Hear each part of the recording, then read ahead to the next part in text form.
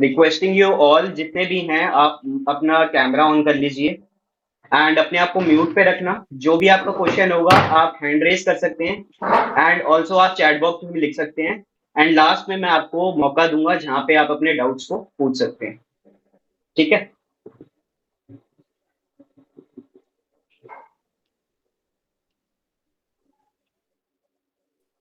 ठीक है, जिसको इंटरनेट का इश्यू है उनके लिए कोई बात नहीं, बट बाकी सारे अपना कैमरा ऑन कर सकते हैं, क्योंकि एनर्जी एक्सचेंज तभी बनेगा जब आप लोगों के कैमराज ऑन होंगे। मेरे साथ कनेक्ट तभी बन पाएगा आप लोगों का, एंड आपको भी चीजें उतनी बेटर तरीके से समझ आएंगी।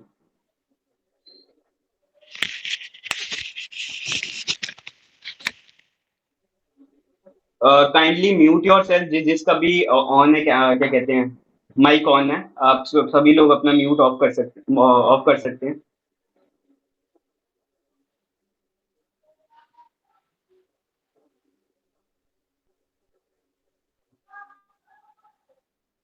क्या आप लोगों को मेरी स्क्रीन विजिबल है? अगर है तो यस कमेंट डाउन में आप लिख सकते हो। मैंने स्क्रीन शेयर करी है।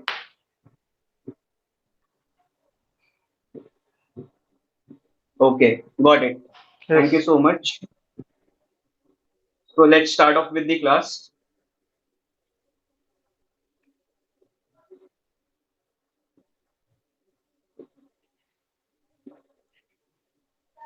अच्छा, मेरे को एक और चीज बताओ, मैं इंग्लिश एंड हिंदी दोनों का यूज करने वाला हूँ। कितने लोग वो हैं जिनको इंग्लिश नहीं समझ आती, तो मैं हिंदी में यूज करूंगा अपनी लैंग्वेज को, प्रेफर्ड लैंग्वेज को। अदरवाइज मैं मिक्स ऑफ बोथ करूंगा। No problem, sir.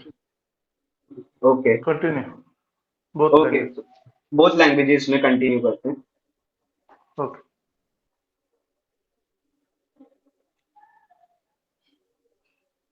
So basically जिन लोगों को नहीं पता, मैं थोड़ा सा अपने बारे में बता देता हूँ। मेरा नाम जो है वो शिवम अत्री है, एंड मैं फाउंडर हूँ ट्रू रीडिंग्स का। I have been working and researching on numerology for past 5 years. It was back in days of 2017 जब मेरे को numerology के बारे में पता चला था, and I started to read books on numerology. YouTube पे, Google पे जितना हो सकता था मैंने numerology के बारे में सर्च करना शुरू किया एंड इसके बारे में पढ़ना शुरू किया, and this is how I started to make interest and develop in this science. तो न्यूमरोलॉजी जो है वो बेसिकली एक प्योरली साइंस है जो हमको गवर्न करती है, हमको अपने राइट डायरेक्शन में आगे बढ़ने के लिए। Next, bye education I am an MBA into marketing and international business. Right now मैं फुली इस फील्ड में आ चुका हूँ। बैक इन डेज, मतलब 5 साल पहले मैंने अपनी न्यूमरोलॉजी की शुरुआत की थी, और पिछले 3 साल से मैं प्रोफेशनली न्यूमरोलॉजी पढ़ रहा हूँ, पढ़ा रहा हूँ, एंड आगे भी पढ़ता रहूंगा और पढ़ाता रहूंगा। प्लस मैं कंसल्टेशंस प्रोवाइड करता हूँ। अपार्ट फ्रॉम इट, अगर मैं अपना आपको कॉर्पोरेट का बैकग्राउंड दूं, so earlier I was working into the corporate class. So basically, as a senior consultant, where I was pitching the working professionals as well as students to upgrade their self into the field of machine learning and artificial intelligence. तो मैं उनको help कर रहा था artificial intelligence, IT की different different fields में upgrade करने के लिए।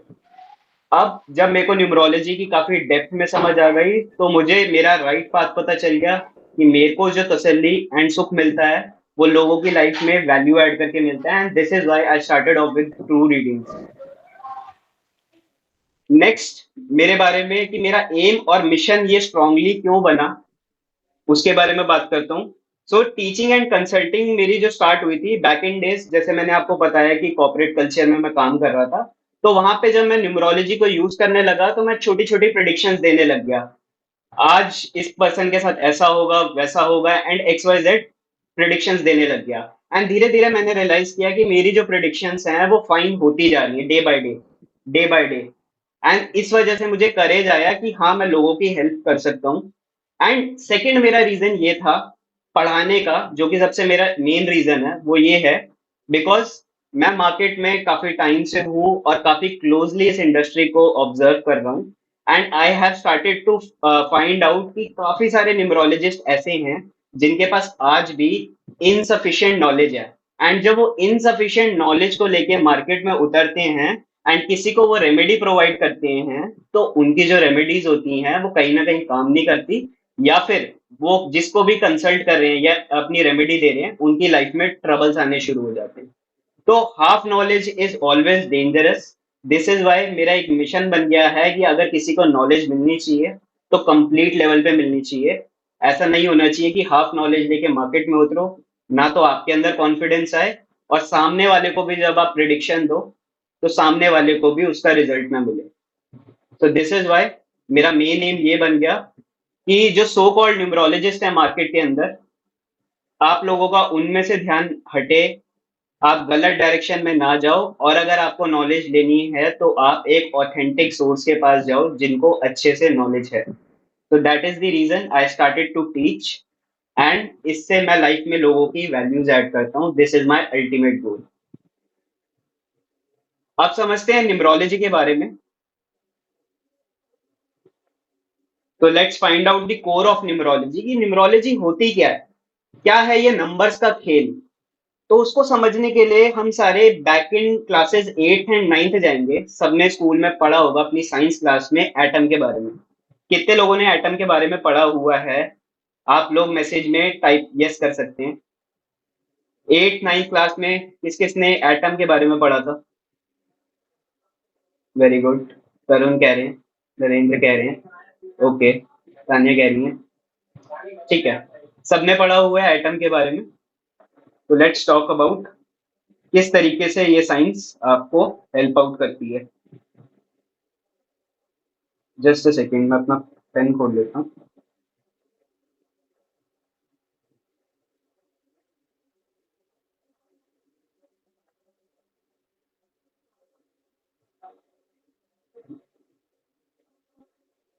Okay, so first understand about the core of numerology. Numerology की शुरुआत होती है हमारी एटम से।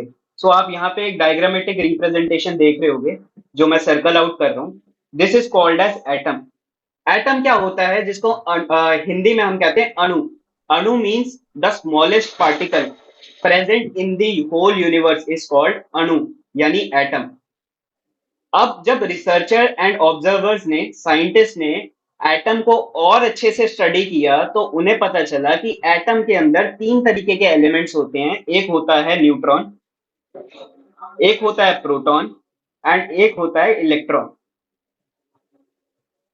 साइंटिस्ट ने जब इसको और ज्यादा अच्छे से रिसर्च किया तो उन्हें पता चला प्रोटॉन एक ऐसा एलिमेंट होता है एटम के अंदर जो पॉजिटिव फ्रीक्वेंसी पे वाइब्रेट करता है।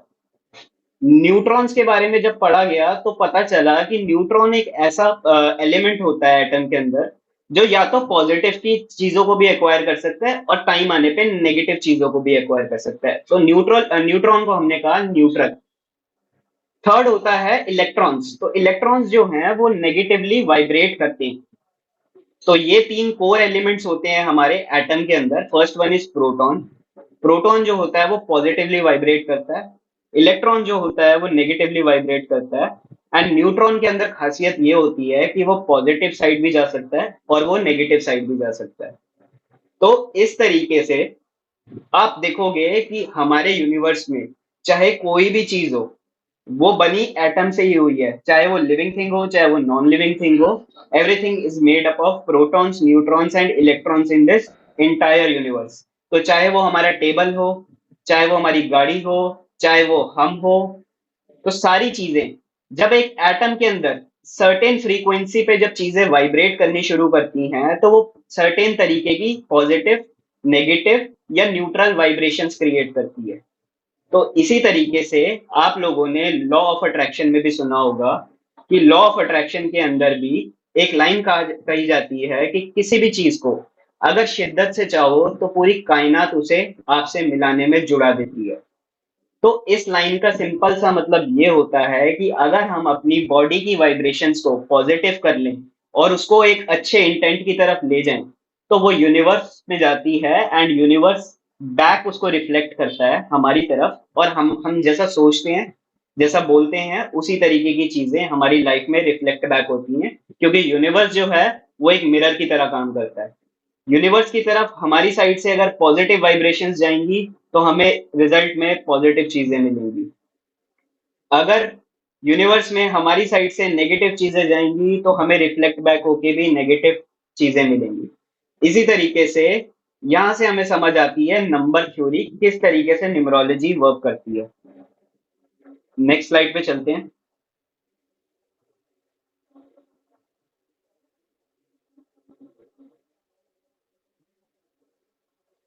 सो हाउ न्यूमरोलॉजी वर्क्स इस पे चर्चा करते हैं। तो यहाँ पे लिखा हुआ है कि frequency of a person is directly related to the frequency of planets.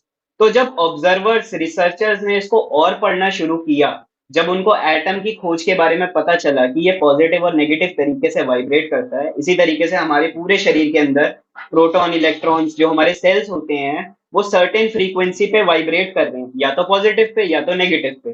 तो जब वो नेगेटिव पे वाइब्रेट करते हैं तो हमारी लाइफ में नेगेटिव इवेंट्स होने शुरू हो जाते हैं, एंड जब वो पॉजिटिवली वाइब्रेट करते हैं तो हमारी लाइफ में पॉजिटिव इवेंट्स होने शुरू हो जाते हैं।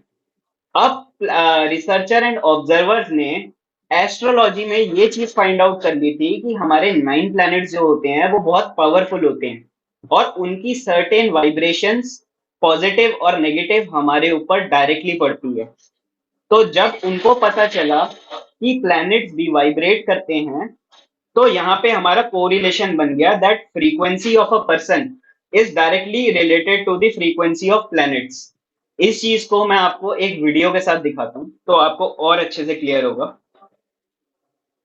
आप सभी के आगे ये वीडियो आ रही है, आप इस वीडियो को देखना। Just a second.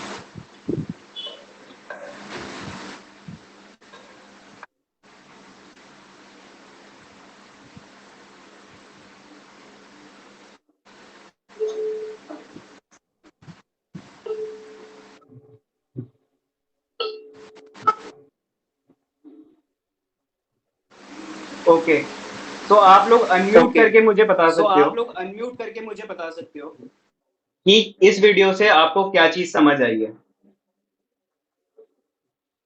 किसी को कुछ समझ आया तो अपना थॉट शेयर कर सकते हैं अनम्यूट करके। यूनिवर्स जो है वो अगर उसकी फ्रीक्वेंसी में अपन टैप इन करें तो फिर हम लोग उस फ्रीक्वेंसी के साथ वो जो भी अट्रैक्ट करना चाहे कर सकते हैं। बिल्कुल एग्जैक्टली exactly. आपने देखा वहां पे जो पर्सन था उसने ट्यूनिंग फोक को लिया, एक 520 हर्ट्ज पे था और एक 440 हर्ट्ज पे था। तो जब फ्रीक्वेंसीज डिफरेंट डिफरेंट प्रोड्यूस हो रही थी तो वो टेबल टेनिस बॉल जो थी वो वाइब्रेट नहीं कर रही थी। और जब हमने देखा कि जब वो सेम फ्रीक्वेंसी पे आ गई तो उसको वाइब्रेशन प्रोड्यूस होनी शुरू हो गई, एंड दिस इज हाउ वो जो टेबल टेनिस बॉल थी वो वहां पे हिलनी शुरू हो गई। तो इससे हमें ये समझ आता है न्यूमरोलॉजी के कोर कंसेप्ट के बारे में कि अगर दो फ्रीक्वेंसीज सेम वाइब्रेशन पे अटैच्ड हो जाएं तो वो कुछ तरीके का पॉजिटिव या नेगेटिव रिजल्ट आपकी लाइफ के अंदर लेकर आती है। So this is how numbers come into picture. अब जब रिसर्चर्स ने इसको और क्लोजली ऑब्जर्व किया तो उन्हें पता चला कि जो हमारे प्लैनेट्स हैं वो कहीं ना कहीं पे नंबर से मतलब जो नंबर्स हैं वो कहीं ना कहीं प्लैनेट से इवॉल्व हुए हैं। तो जो हम नंबर 1 बनाते हैं, फॉर एग्जाम्पल मैं आप सभी के साथ दिखाता हूँ। जैसे कि ये नंबर 1 है, इस नंबर 1 को ऐसा डिजाइन देने का मकसद क्या था? जब इसको हम सबकॉन्शियसली अपने माइंड में सोचते हैं या देखते हैं तो सर्टेन टाइप ऑफ वाइब्रेशन हमारे माइंड से प्रोड्यूस होती है। एंड ऑब्जर्वर्स ने देखा कि प्लान जो सन होता है हमारा, सिमिलर पैटर्न फ्रीक्वेंसीज का उनके अंदर भी बनता है। तो इसलिए हमने सन को जो डायरेक्टली कोरिलेट किया वो नंबर 1 के साथ कोरिलेट किया।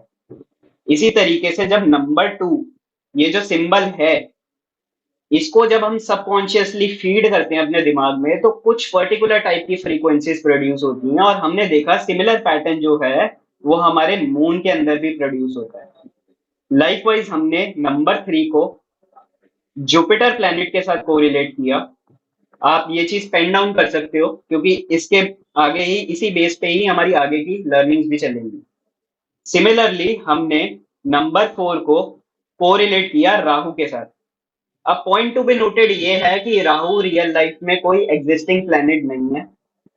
Modern astrology and modern numerology इसको प्लैनेट यूरेनस कहती है, but according to Indian and Vedic systems हम इसको प्लैनेट राहु कहते हैं, जो कि एक शैडो प्लैनेट है।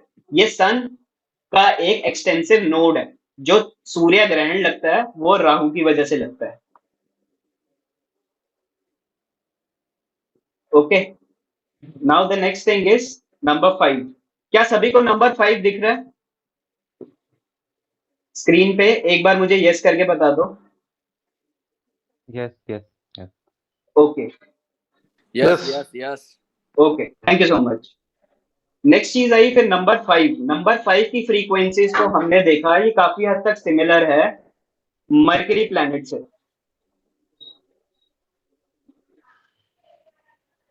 ओके, फिर हमने नंबर 6 को देखा। तो नंबर 6 जो हमारा निकल के आया वो वीनस प्लैनेट से काफी ज्यादा रिजेंबल हो रहा था। इसी तरीके से नंबर 7 जो है that is related to planet Ketu. अब केतु भी जो है वो रियल लाइफ में कोई प्लैनेट नहीं होता। This is also called as the shadow planet. Real life में जो इसको मॉडर्न एस्ट्रोलॉजी और मॉडर्न न्यूमरोलॉजी कहती है वो इसको प्लैनेट नेपट्यून कहती है। फिर आया नेक्स्ट नंबर 8। नंबर 8 जो है वो प्लैनेट सैटर्न से कोरिलेट होता है।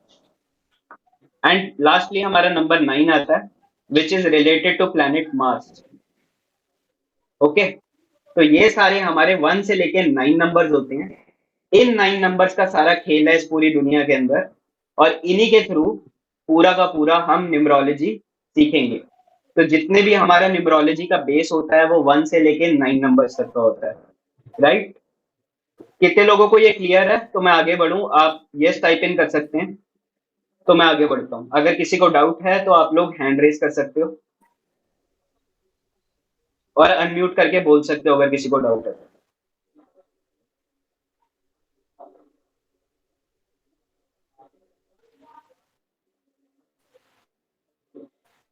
ठीक है, तो आई बिलीव किसी को भी भार्गव जी को डाउट है।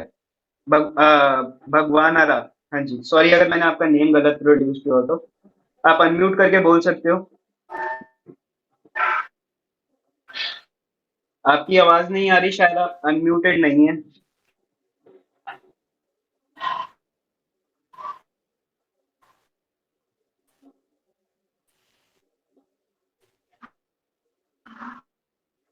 ओके, तब तक तरुण से पूछ लेते हैं क्योंकि तरुण ने भी हैंड रेस किया है। तरुण, आप अपना क्वेश्चन पूछ सकते हो।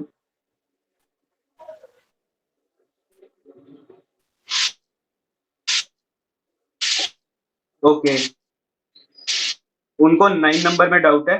ओके, 9 नंबर में दोबारा से रिपीट करता हूँ। नंबर 9 जो है वो प्लैनेट मार्स के साथ रिलेट होता है। हाँ जी, बोलिए।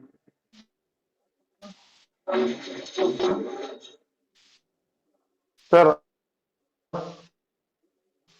आपकी आवाज सुनो जो है वो क्लियर सर। नहीं आ रही।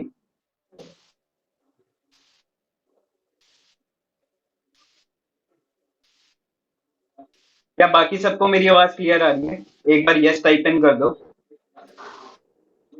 9 नंबर के बारे में आप बताइए मुझे आपकी आवाज क्लियर नहीं आ रही। प्लीज। ओके, आप एक काम कीजिए, आप कमेंट में, आप चैट सेक्शन में जाके लिख सकते हैं।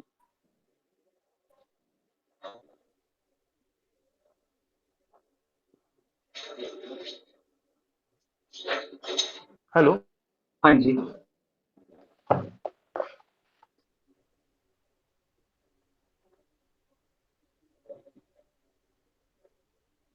जी बताइए। चलो कोई नहीं, आप कमेंट सेक्शन में अपनी क्वेरी लिख सकते हैं।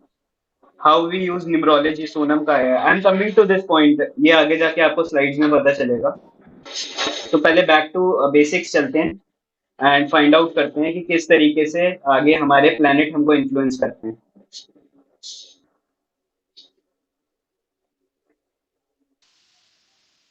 नेक्स्ट समझते हैं, यहाँ पे मैंने एक डायग्रामेटिक रिप्रेजेंटेशन रखी हुई है and this is basically moon के ऊपर। सो मून क्या करता है, मून जो होता है न्यूमरोलॉजी के अंदर या फिर एस्ट्रोलॉजी के अंदर, दैट रिप्रेजेंट्स आवर माइंड। यहाँ पे मैंने लिखा हुआ है जो मून है वो हमारे माइंड को, हमारे मन को रिप्रेजेंट करता है। ठीक है, मून का हमारी लाइफ में क्या रोल होता है आपको ये पता होगा कि मून जो होता है it create tides in ocean. तो मून के पास अपना एक ग्रेविटेशनल पुल होता है जिस वजह से समुद्र के अंदर टाइड्स क्रिएट होती है, राइट। और आपको ये भी पता होगा ओशंस और जितने भी रिवर बॉडीज होती हैं वो सॉल्टी होती हैं नेचर में, राइट। सही। तो लाइकवाइज जो हमारी ह्यूमन बॉडी होती है that is also made up of 70% of the water. ये आप सभी ने साइंस में और अपने स्कूल लेवल पे सबने पढ़ा होगा पढ़ा कि है। हमारी बॉडी जो है वो 70% वाटर से बनी हुई है। नेक्स्ट जो होता है, वाटर जो होता है वो सॉल्टी होता है नेचर में। तो क्या होता है कि जितने भी लोग, नोटिस करना, जितने भी लोग आज इस क्लास में बैठे हुए हैं या जिनके भी पेरेंट्स, फ्रेंड्स, रिलेटिव्स नंबर 2 से रूल करते हैं, जिनकी बर्थडे 2, 20, 11 और 29 की होती है किसी भी मंथ में, आप उन लोगों को देखोगे उनके मूड स्विंग्स बहुत ज्यादा होते हैं एज कंपेयर टू अदर्स। कितने लोग इस बात से राजी होते हैं वो टाइप यस कर दीजिए। जितने भी लोग 2, 11, 29 एंड 20 को बॉर्न होते हैं किसी भी मंथ के, उन लोगों के अंदर बाकी लोगों के कंपैरिजन से मूड स्विंग्स ज्यादा होते हैं। कमेंट सेक्शन में आप लोग लिख सकते हो अगर आप इस चीज से रिलेट कर पा रहे हो और अगर आपका भी बर्थडे 2, 11, 20 या 29 को होता है तो।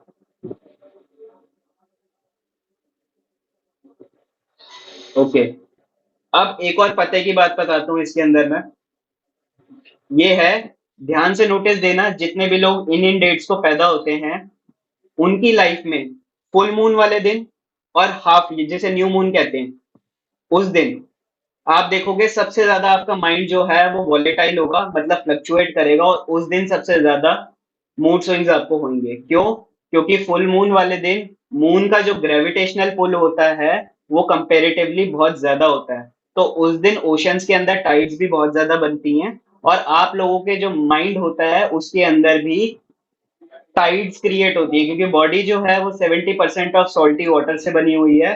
तो वो सॉल्ट जो होता है वो टाइड्स क्रिएट करता है हमारी बॉडी के अंदर और हम